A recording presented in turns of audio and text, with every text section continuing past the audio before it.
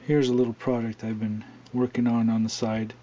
Didn't really show anybody, but I'm showing it to you now. So this is a stock M03 chassis. It's actually my son's car. I'm going to show you what it looks like if you don't know what an M03 looks like. So an M03 is typically a front wheel drive RC. This is the front, steering, motors in the front, so all the weight is pretty much in the front. Battery sits in the middle, and there's basically no weight in the back. And it actually handles like it's on rails. This car is pretty impressive to see on a track. But since I don't race it, I'm going to show you what I did with mine. Behold my Custom M03. I don't have my steering in right now, but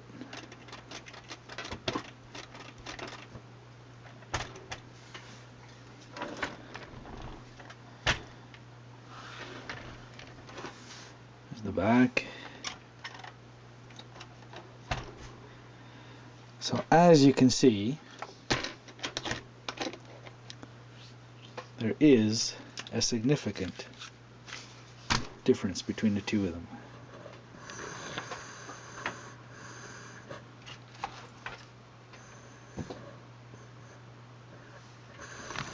Now, how do I do this? Well, I'll show you.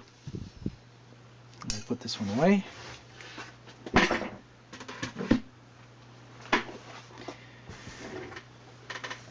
Okay, it's mostly Tamiya parts.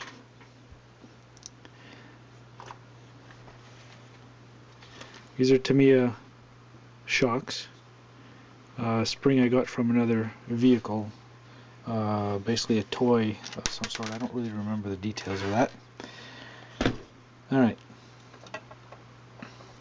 So we have the front tables. TA01, TA02. With a bit of a spacer. The TA01, actually I put the M03 uprights on it with some spacers again. It's got the stock aluminum TA03 steering knuckles. The back. Now this is a bit special.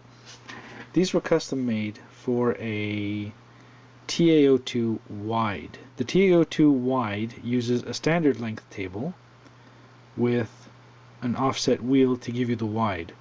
What a friend and I did was create a table that allows us to use a standard tire, a standard width, so we could put the same width wheel all around and it'll still be the same.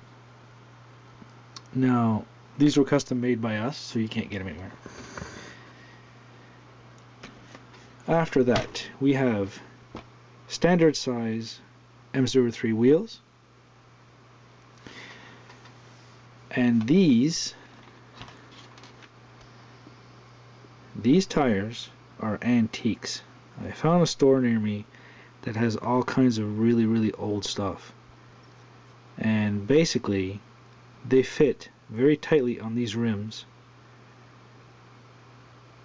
and they cost, if I'm not mistaken, about $7 a set, and you know, they're pretty darn good. Now I'm curious to see how this thing's gonna run. I just got some parts that I ordered today. In order to get this thing to run properly, you need the 10mm wide hex drives.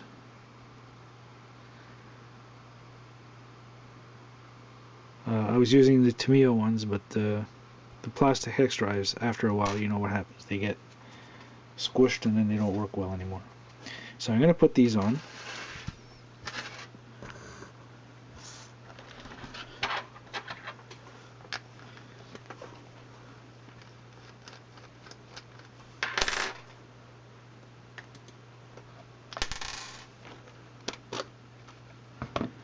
You see what I mean by the Tamiya hex drives.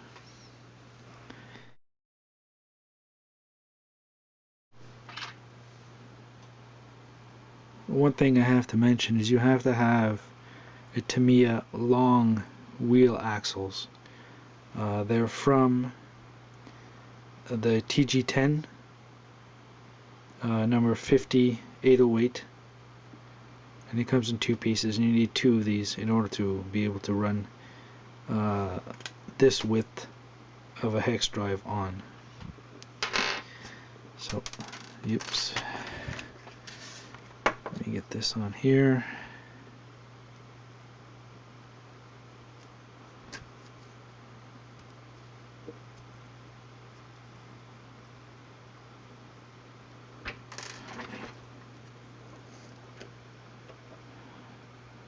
Because if you don't use the long hex drives and the long wheel axles, what's going to happen is you're going to not have enough shaft sticking out to screw on your wheel.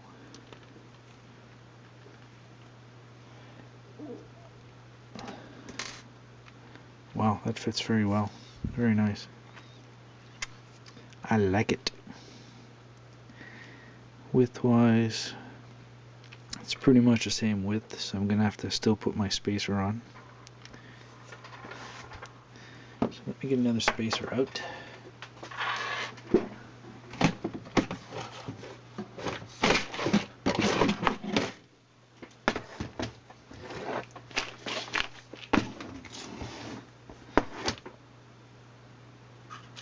One thing you can note about all the stuff that I have, as in spacers, O-rings, standoffs, all kinds of stuff that I have.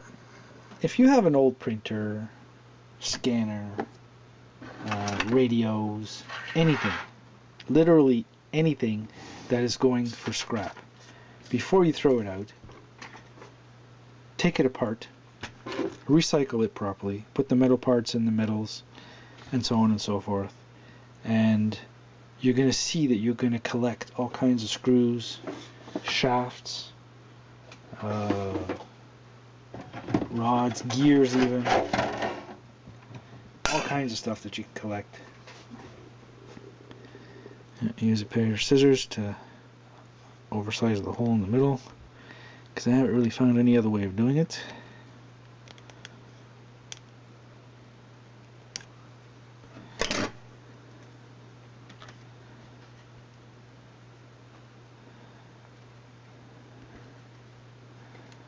There we go.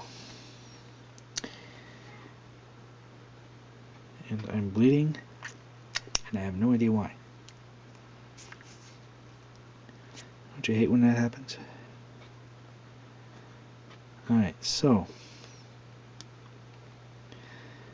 we have our two spacers here. Let's get the wheel back on.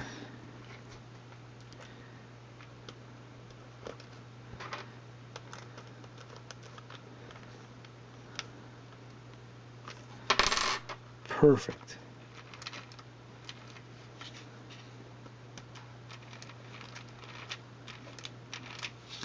Now, one thing I did is the diff that's inside. It's a planetary diff. You can get the ball diff if you want.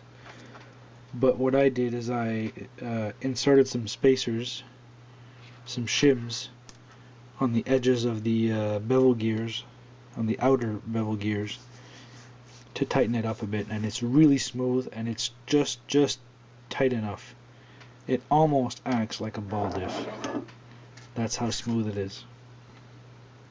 So I'm going to finish this up. I'm going to need to install a motor, maybe make some new body posts. Yeah, make some new taller body posts. I'm going to put my original Yaris body on it. It's going to be a bit higher, obviously.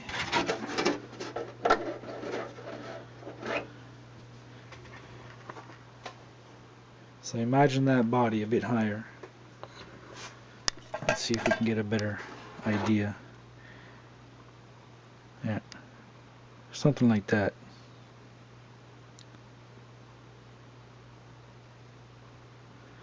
I really can't wait to try this thing out.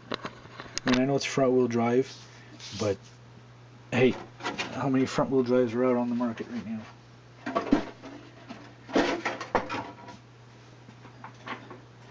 So that's it for now. I'll get back to you with another update a little later on.